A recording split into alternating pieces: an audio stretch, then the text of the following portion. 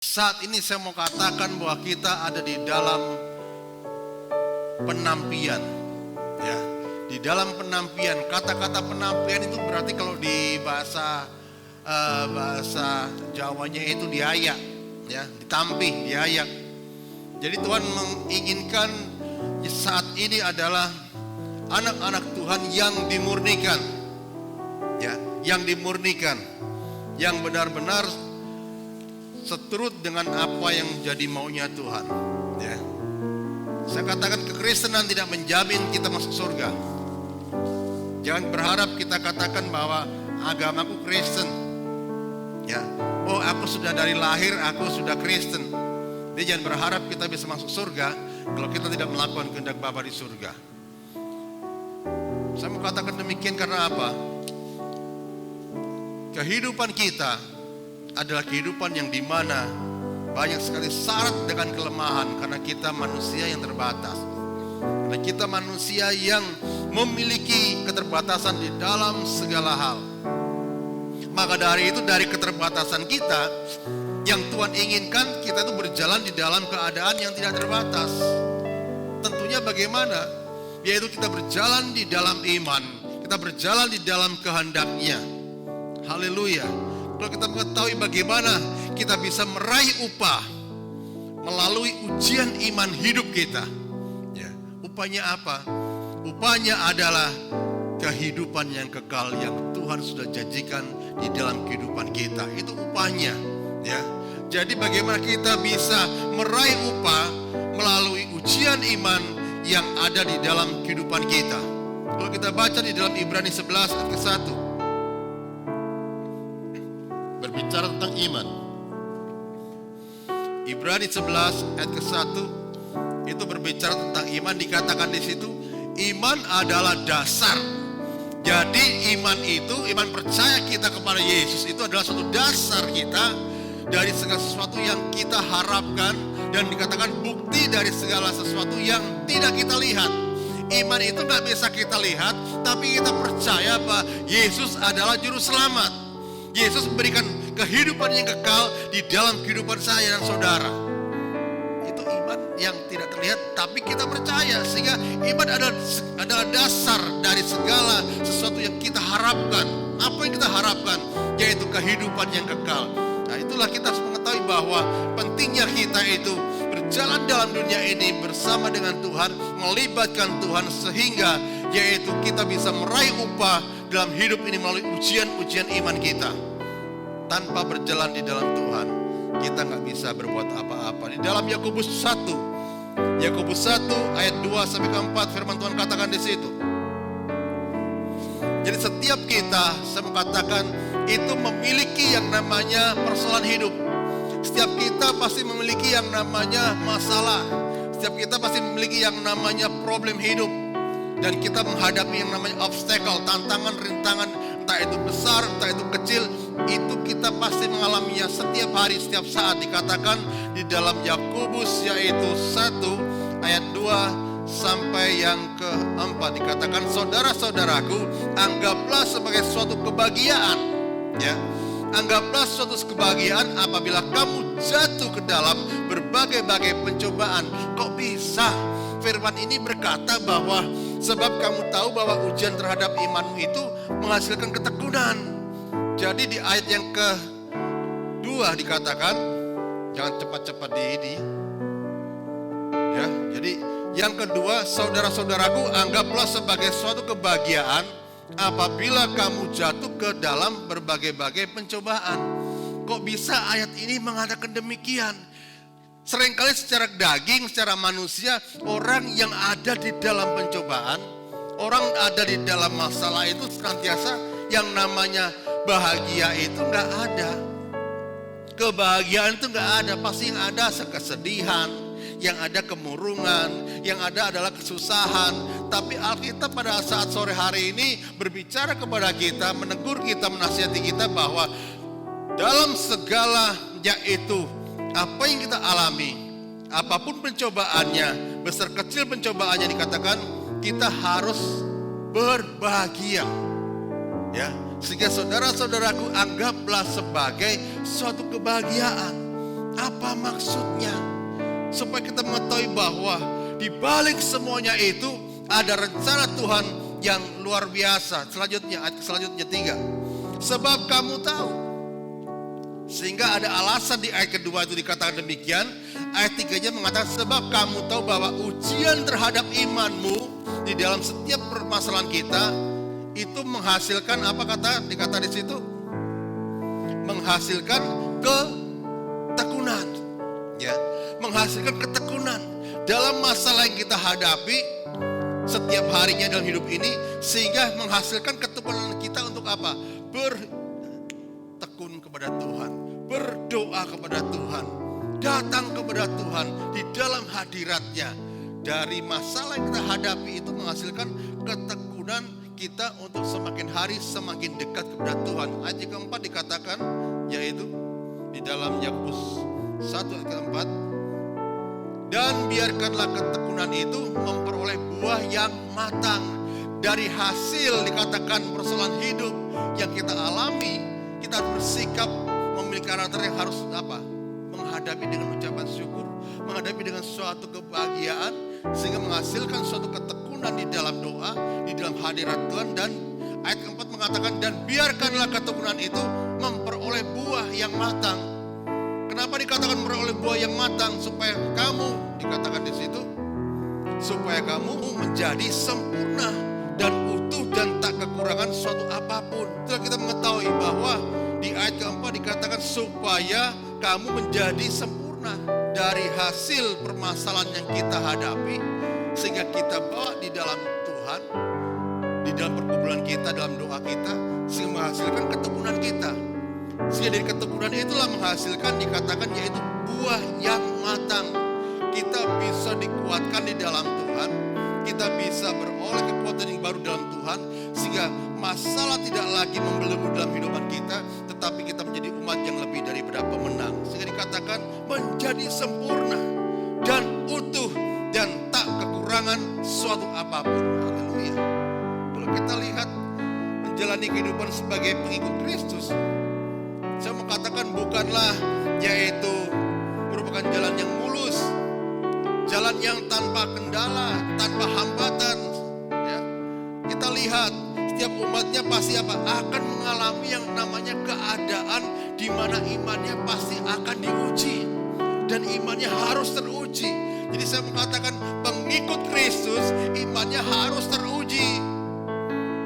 Gak ada pengikut Kristus yang sukanya di jalan tol, maunya yang bebas hambatan. Jadi imannya gak bisa teruji. Orang yang macam begini ini saat terjadi masalah, gampang sekali orang ini mutung, gak mau datang sama Tuhan. Gampang sekali orang ini yaitu undur dari hadapan Tuhan. Tapi saat kita mengalami hidup ini dan ada ujian iman di dalamnya, saya mengatakan, saya mengartikan ujian iman adalah suatu jalan yang berkerikil, jalan yang berbatu. Ada yang kecil, ada yang sedang, ada yang besar. Itu ujian iman kita.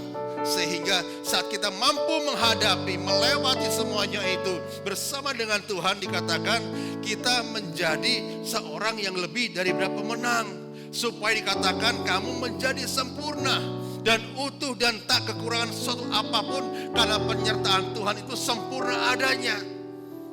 Ini kalau kita mengetahui bahwa menjadi orang yang percaya dalam Tuhan memang banyak ujian. Dikatakan di dalam ayat yang lain, 7 kali orang percaya jatuh, dia akan bangkit. Kenapa? Karena Tuhan yang memampukan kita. Haleluya. Sehingga pentingnya ujian iman di dalam kehidupan orang percaya. Sehingga melalui ujian terhadap iman kita, inilah akan membawa kita kepada kesempurnaan iman. Sehingga di dalam hal ini kita akan semakin menyerupai, serupa dengan gambarnya, serupa dengan Kristus di dalam setiap yaitu kehidupan langkah hidup kita, menggambarkan karakter Kristus yang ada di dalam kehidupan kita. Haleluya.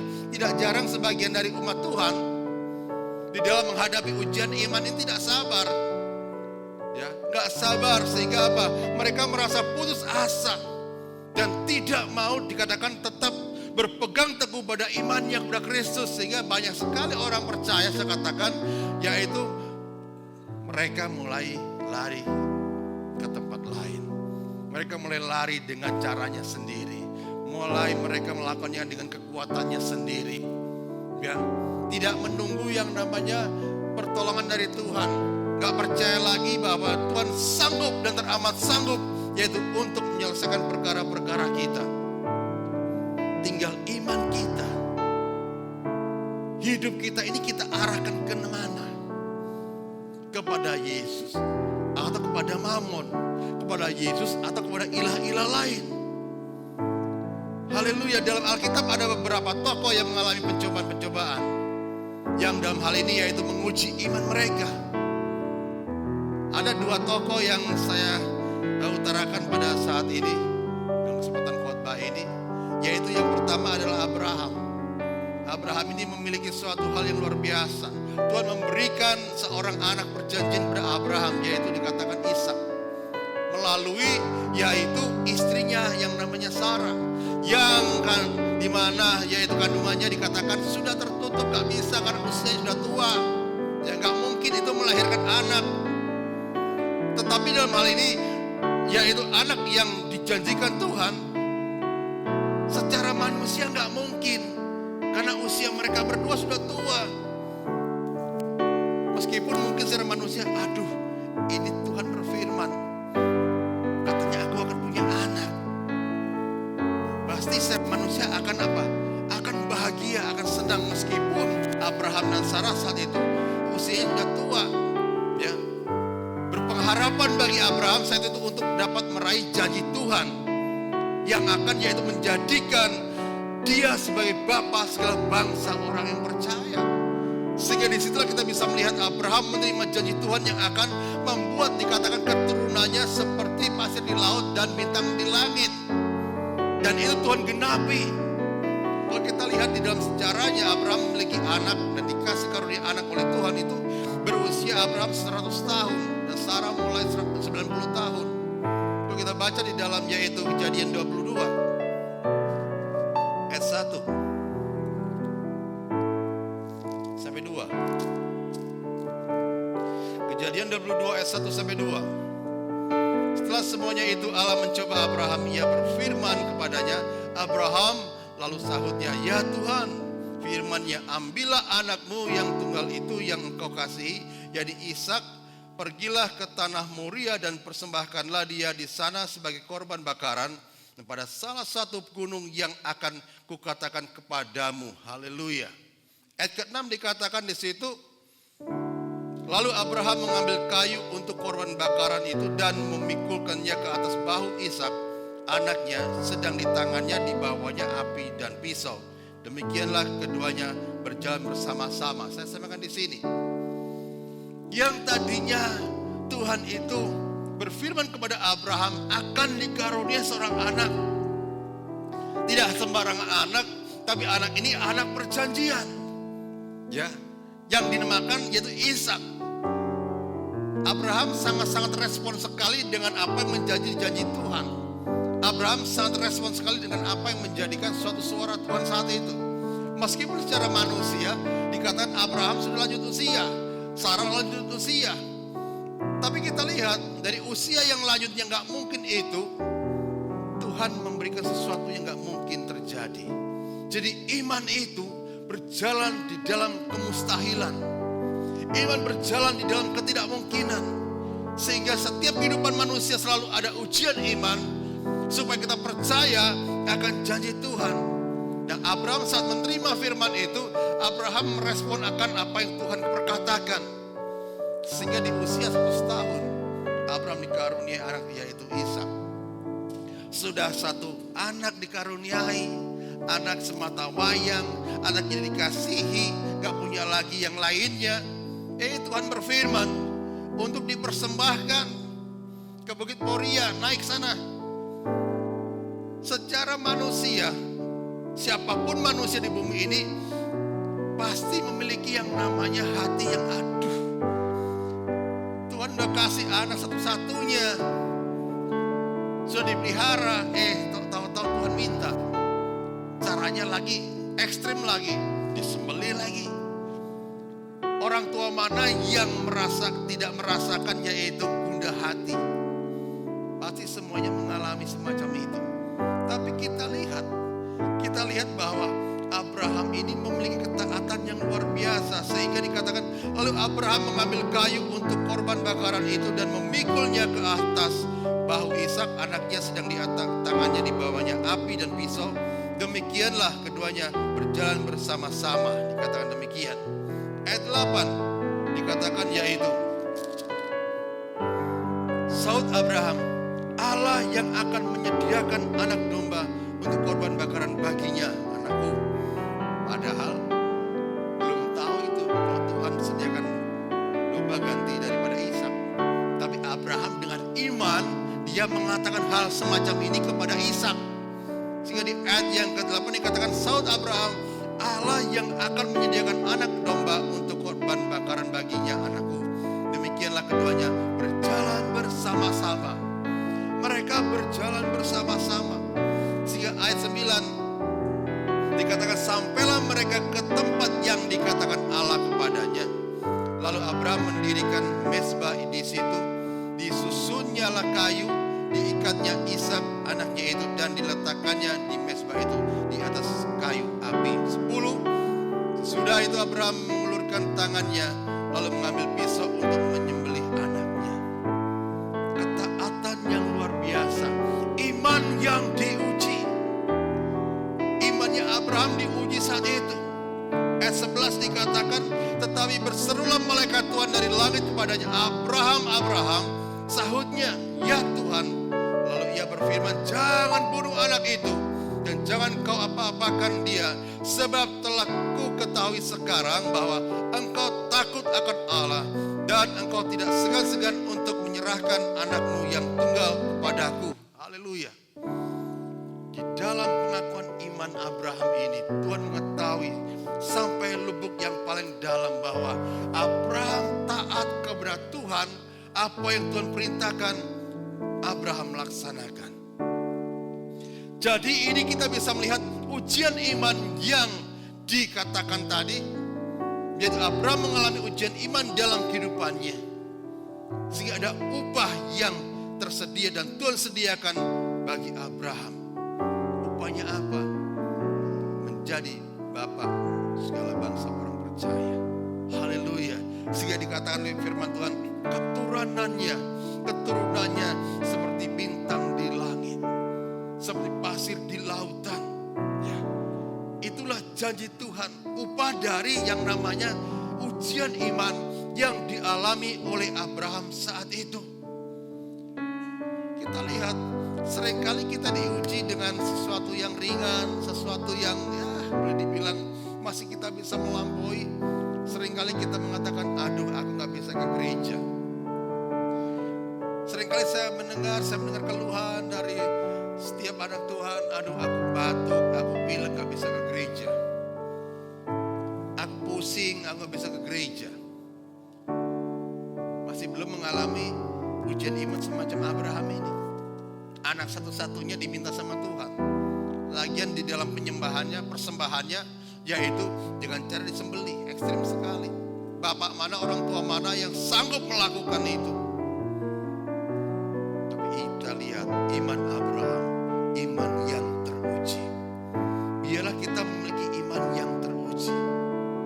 Ya. Biarlah kita memiliki iman yang teruji. Sehingga Tuhan justru meminta Abraham untuk mempersembahkan anaknya. Untuk dipersembahkan dan menjadikannya sebagai korban bakaran. Sebagai manusia manapun hal ini merupakan pukulan yang sangat berat. Karena Abraham yaitu mencintai Ishak, mengasihi Ishak. Haleluya. Karena Ishak merupakan pengharapannya untuk dapat meraih janji-janji Tuhan itu sebagai keturunan-keturunannya saat itu.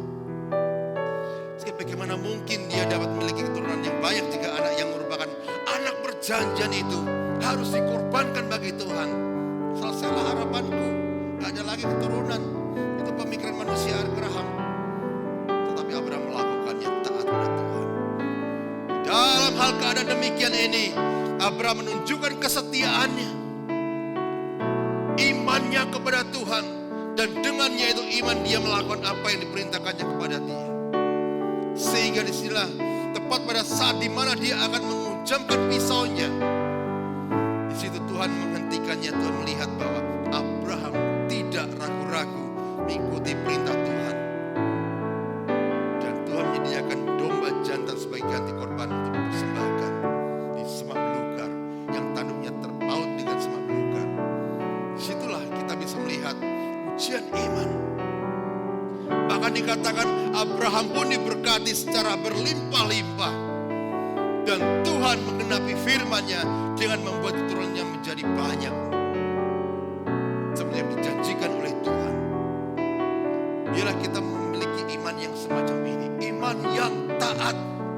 Yang bisa kita garis bawahi dalam kisah daripada Abraham ini adalah kita memiliki iman yang taat kepada Tuhan. Kalau Tuhan katakan, bila engkau setia, ya kita setia. Bila engkau berlaku setia dan adil, kita lakukan semuanya itu. Tujuannya supaya kita semakin hari semakin menjadi serupa dengan Kristus. Karakter kita, manusia batinia kita semakin hari semakin berlayak di hadapan Tuhan. Ini yang Tuhan inginkan. Ya. Tokoh yang kedua di dalam Alkitab yaitu Yusuf. Kalau kita lihat Yusuf, jadi kisah daripada Yusuf ini hal yang luar biasa. Saat usia Yusuf 17 tahun, Yusuf sudah apa? Dijual ke Mesir oleh saudara-saudaranya. Secara manusia, Yusuf sangat beralasan sekali dia sakit hati. Karena apa? Saudara-saudaranya tidak mendukung dia. Oleh karena mimpi-mimpi Yusuf yang diutarakan kepada Yusuf, kepada saudara-saudaranya, kepada orang tuanya. Sehingga seolah-olah Yusuf ini sudah gak waras nih Yusuf ini. Gak hormat sama kakak-kakaknya, gak hormat sama orang tuanya, ya. Sehingga setelah kita melihat di dalamnya itu Kejadian 37 ayat 5 sampai 11. Karena waktu yang terbatas sehingga firman Tuhan saya sampaikan hanya garis besarnya saja. Kejadian 37 ayat 5 sampai ke 11. Pada suatu kali bermimpilah Yusuf, lalu mimpinya itu diceritakannya kepada saudara-saudaranya. Sebab itulah mereka lebih benci lagi kepadanya. Karena katanya kepada mereka, coba dengarkan mimpi yang kumimpikan itu. Luar biasa.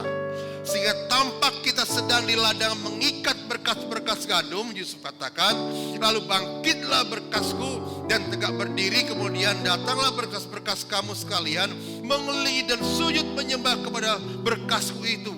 Saudaranya dengar hal semacam ini, jangan dilewatkan dulu, ya. Saudaranya mendengar hal semacam ini, lama sekali nih Yusuf ini, ya. Kok berani-beraninya dia ngomong semacam itu, kok mau melangkai kita yang lebih tua. Itu pikiran manusia, saudara-saudaranya. Sehingga dikatakan untuk apa? Sujud menyembah kepada berkasku itu. Kok gak ada hormat ya Yusuf ini ya? Itulah ujian iman yang Yusuf hadapi saat itu. Selanjutnya ayat yang ke-6. Karena katanya kepada mereka, coba dengarkan mimpi yang kumimpikan ini. Tampak kita sedang di ladang mengikat berkas-berkas gandum, dan lalu bangkitlah berkasku dan tegak berdiri.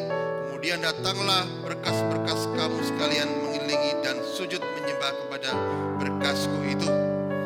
Lalu saudara-saudaranya berkata kepadanya, apakah engkau ingin menjadi raja atas kami? Mereka sangat marah sekali, ya. Sangat marah, sangat tersinggung sekali oleh karena perkataan Yusuf. Seolah-olah Yusuf ingin melangkai, tidak menghormati, menghargai saudara-saudaranya di situ. Sehingga amarah daripada saudara-saudaranya itu bangkit. Jadi dikatakan yaitu, jangan engkau ingin berkuasa atas kami. Jadi makin bencilah mereka kepadanya karena mimpinya dan karena perkataannya itu. Ayat 9 dikatakan, lalu ia memimpikan pula mimpi yang lain yang diceritakannya kepada saudara-saudaranya. Katanya, aku bermimpi pula, tampak matahari, bulan dan 11 bintang sujud menyembah kepadaku. Setelah hal ini diceritakannya kepada ayah dan saudara-saudaranya, maka ia ditegur oleh ayahnya. Mimpi apa mimpimu itu? Rasakan aku dan ibumu serta saudara-saudaramu sujud menyembah padamu sampai ke tanah. Maka iri hatilah saudara-saudaranya kepadanya. Tapi ayahnya menyimpan hal itu dalam hatinya. Ya. Jadi mimpi yang Yusuf utarakan kepada saudaranya, kepada ayahnya, kepada ibunya, itu membuat hati mereka itu gusar, membuat hati mereka tersinggung saat itu. Ya. Sehingga apa? Mereka menjual Yusuf ke Mesir. Tapi kita lihat, jangan hanya kita bisa melihat bahwa Yusuf di Mesir jadi orang nomor 2 yang berkuasa. Ya, wakilnya Firaun. Tapi kita lihat perjalanan hidupnya ini penuh dengan rintangan. Perjalanan hidupnya ini penuh dengan ujian iman. Perjalanan hidupnya ini penuh dengan yang namanya onak dan dur yang dia harus hadapi saat itu dalam ujian imannya untuk mencapai janji Tuhan. Yusuf sangat beralasan sekali, dia mengatakan, Tuhan, di mana janjimu? Kau emang sudah memberikan aku mimpi semacam ini. Kenyataannya aku disiksa oleh saudaraku, aku dijual oleh saudaraku. Sangat beralasan sekali Yusuf mengatakan demikian. Tapi dia orang yang taat kepada Tuhan. Yusuf memiliki yaitu karakter rendah hati, sehingga proses kehidupan itu dia jalani dengan kerendahan hati. Saudaranya mau menyiksa, saudaranya mau menceburkan dia di sumur, dia diam. Diangkat dari sumur, dia diam. Dijual ke Mesir, dia diam. Kenapa? Yusuf menggenapi yang namanya ujian iman, yang dimana mimpinya supaya tergenapi di dalam hidupnya meskipun mengalami kepahitan hidup. Ini yang Yusuf hadapi. Haleluya. Kalau kita mengetahui dalam hal ini, dalam keadaan yang seperti itu, saya mau katakan Yusuf tetap melakukan apa yang menjadi pekerjaannya. Dan Tuhan pun menyertai Yusuf dan menjadikan segala yang dikerjakannya berhasil. Haleluya. Dalam hal ini seakan tidak pernah berhenti. Yusuf kembali mengalami pencobaan. Yang tadinya percobaannya itu oleh intern keluarganya, saudaranya. Saat sudah di Mesir dijual oleh saudaranya, Yusuf pun mengalami yang namanya pencobaan yang kedua. Dia dirayu oleh yang namanya istri Potifar. Alkitab mencatat Yusuf tetap tidak mau tergoda dan justru mendapatkan fitnah, ia dijebloskan ke dalam penjara. Karena apa? Dituduh menggoda istri Potifar. Ujian imannya berat sekali. Ya. Tapi kita lihat penyertaan Tuhan itu sempurna atas Yusuf pada saat itu yang dia alami.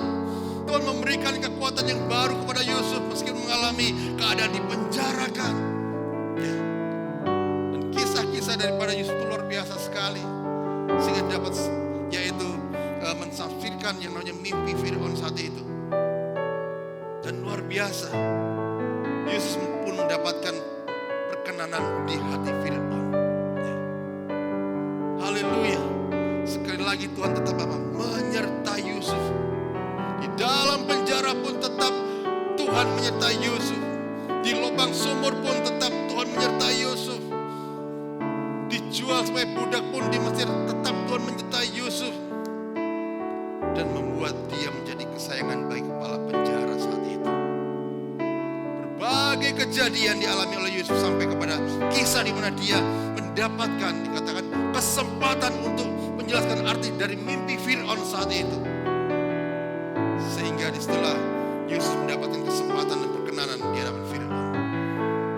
Dan firman Tuhan mencatat Yusuf yaitu di hati Firaun itu luar biasa. Orang-orang yang pintar saat itu tidak bisa menandingi hikmat daripada Yusuf. Kita sudah ada di penghujung akhir daripada zaman sebenarnya. Ujian iman yang sebenarnya dan peperangan iman yang sebenarnya sudah mulai terjadi. Apakah kita masih lengah? Kita enak-enak di rumah saja? Jangan sampai kita seperti 5 anak darah yang bodoh. Ya, saya mau katakan kekristenan tidak menjamin kita masuk surga, tapi menjamin bekerja adalah melakukan kehendak Bapa di surga. Dan sampai kita mengatakan belum saatnya, ya, belum nampak itu mempelainya. Sekarang ujian iman, peperangan iman sudah mulai terjadi. Apa yang kita alami dalam kehidupan ini memang tidaklah mudah. Mungkin sulit bagi kita untuk memahami apa yang Tuhan rencanakan bagi hidup kita. Ya. Tapi itu terjadi untuk mengasah iman kita, dimurnikan iman kita sesuai dengan kehendak Tuhan. Haleluya. Jangan pernah lepaskan iman kita kepada Yesus. Apapun yang terjadi, jangan pernah menyerah kepada keadaan yang kita alami. Tetapi sebaiknya kita jalani langkah demi langkah dalam hidup kita sambil menjaga iman kita tetap di dalam Dia. Berpengharapan kita kepada Dia, hanya di dalam Yesus ada keselamatan dan hidup. Haleluya. Maka dari itu saya mau katakan, ujian iman apapun yang Tuhan izinkan terjadi dalam kehidupan saudara dan saya, tetap kasihi Tuhan, tetap ada di dalam Dia. Jangan tinggalkan Tuhan. Semakin kita menghadapi masalah, semakin kita datang kepada Tuhan. Semakin kita menghadapi masalah, semakin kita mengasihi Dia. Saat itu terjadi, kita tahu pembelaan Tuhan yang sempurna terjadi dalam kehidupan kita. Sama halnya dengan Abraham dan Yusuf yang kita dengar sekilas daripada kisah daripada dua tokoh dalam Alkitab ini. Tuhan menyertai dengan luar biasa, Tuhan berkati luar biasa.